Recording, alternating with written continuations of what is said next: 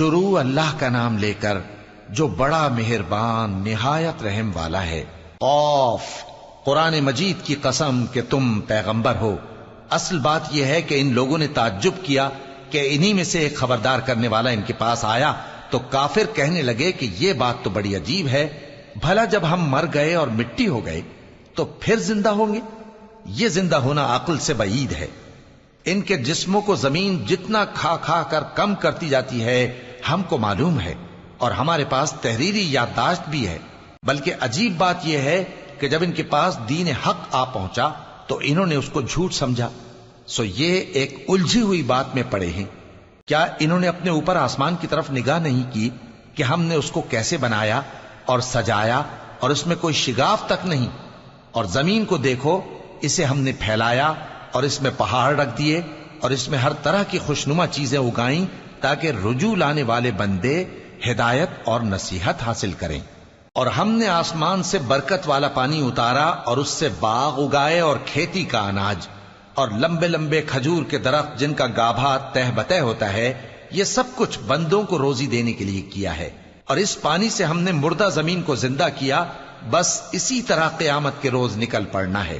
ان سے پہلے نوح کی قوم اور کنویں والے اور سمود والے لوگ جھٹلا چکے ہیں، اور عاد اور فرعون اور لوط کے بھائی اور بن کے رہنے والے اور تبا کی قوم، غرض ہر ایک نے پیغمبروں کو جھٹلایا تو ہماری دھمکی بھی پوری ہو کر رہی۔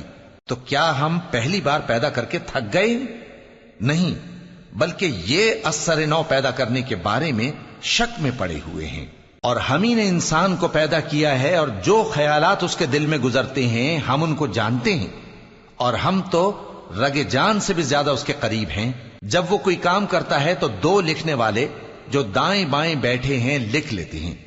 کوئی بات اس کی زبان پر نہیں آتی مگر ایک نگہبان اس کے پاس لکھ لینے کو تیار رہتا ہے۔ اور موت کی بے ہوشی حقیقت کھولنے کو طاری ہو گئی۔ اے انسان، یہی وہ حالت ہے جس سے تو بھاگتا تھا، اور سور پھونکا جائے گا، یہی عذاب کی دھمکی کا دن ہے۔ اور ہر شخص ہمارے سامنے اس حال میں آئے گا کہ ایک فرشتہ اس کے ساتھ ہانکنے والا ہوگا اور ایک اس کے اعمال کی گواہی دینے والا۔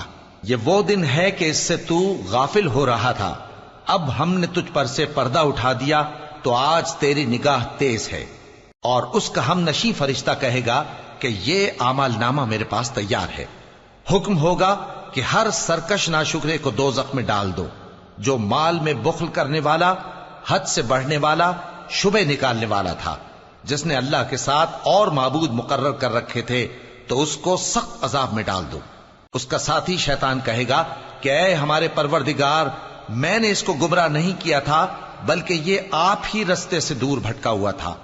اللہ کہے گا کہ میرے حضور میں رد و قد نہ کرو، میں تمہارے پاس پہلے ہی عذاب کی وعید بھیج چکا تھا۔ میرے ہاں بات بدلہ نہیں کرتی، اور میں بندوں پر ظلم کرنے والا نہیں۔ اس دن ہم دوزخ سے پوچھیں گے کہ کیا تو بھر گئی؟ وہ کہے گی کہ کچھ اور بھی ہے، اور بہشت پرہیزگاروں کے قریب کر دی جائے گی کہ ان سے مطلق دور نہ ہوگی۔